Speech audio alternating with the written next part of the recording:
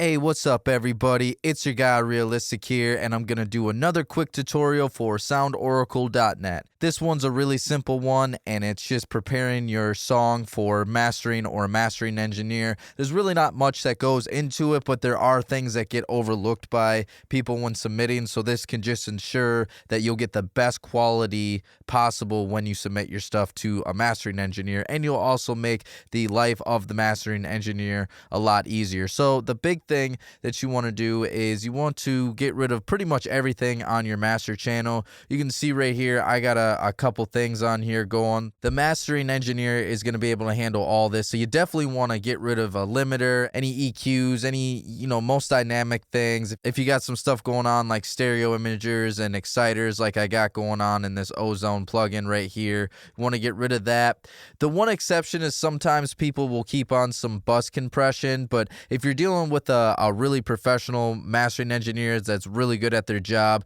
you should actually just go ahead and get rid of that too. But if you're really tied down to your bus compression, just give your mastering engineer a heads up that it's on there, and kind of if he wants to know the settings and stuff, feel free to send him a screenshot of it, but you don't have to send him that. Just communicate with him that it's on there. But I would take that off. And then the other thing that you want to do is make sure that you got plenty of headroom. That one's going to be big, and you want to get plenty of headroom going into the master channel. You don't want to churn down the master channel because that's not actually giving you the headroom, because this is after all of the information that goes in there, so this is post. You want to make sure that the headroom going into it is going to be pre. So what we're going to do is, it's really simple. You just want to make a little group, and then you just want to churn things down. And this particular one, I mixed it, so I'm always in the habit of headroom, and so I don't have to pull anything down, but that's what you want to do. Just make sure that you got the headroom, and I'll show you real quick here the headroom that we're looking for. Rest eyes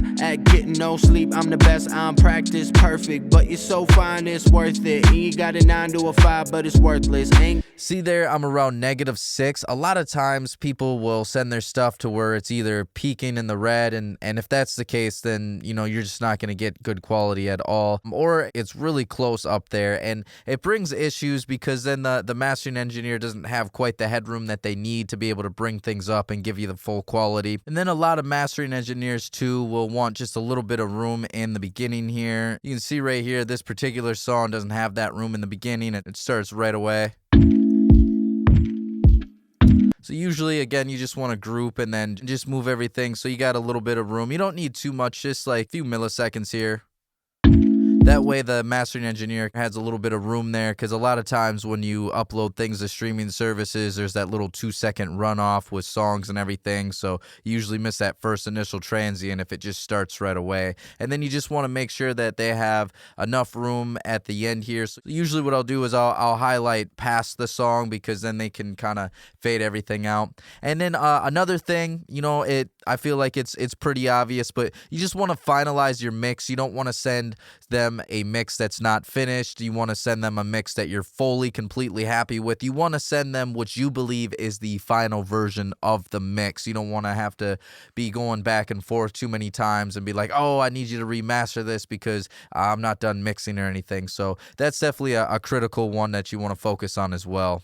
All right, so the last things is that you want to just properly label things. Some old school engineers want you to add in the sample rate and the bit depth. That doesn't really happen these days, because any engineer can just be able to find it really quick right here. I mean, you just go and look at the file and it will tell you that. But if your mastering engineer insists on that, put that in the title too. But for me, what I do is I'll label it, the title of the song, the artist that's on the song, and then I'll put like pre-master. And then another thing that I'll do is I'll add the date going on as well. That way the engineer knows everything that's going on. Then I'll bounce that out. I'll make sure that it's going to be the same bit depth and sample rate as my session, and I'm going to make sure that it's a wave that I'm sending that mastering engineer and not a MP3. So those are the main things that you want to do when you're preparing your song for a mastering engineer. Other than that, the only things that you want to do is just when you shoot off the files to them, is you just want to include any notes or anything that's important to you as far as loudness,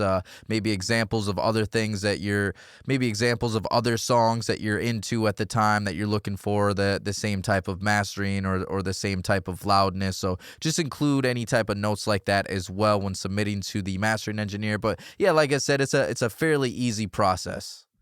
So I'm hoping that you got a lot out of this tutorial today. Hopefully there was some information that was useful. If you're getting a lot out of this but you want to see more, please feel free to comment below. Let us know what kind of tutorials that you want to see in the future, and Oracle and I can definitely make that happen. We're always trying to find the content that you want to see. If you're liking what you're hearing from me, you can find me everywhere on social media at Realistic Productions. You can find me at the web, realisticproductions.net. You can find my man SoundOracle everywhere at SoundOracle. And if you're looking for the best 808s, the best kicks, the best snares with the craziest loops and samples you can find on the internet right now, go to SoundOracle.net. All right, till next time. From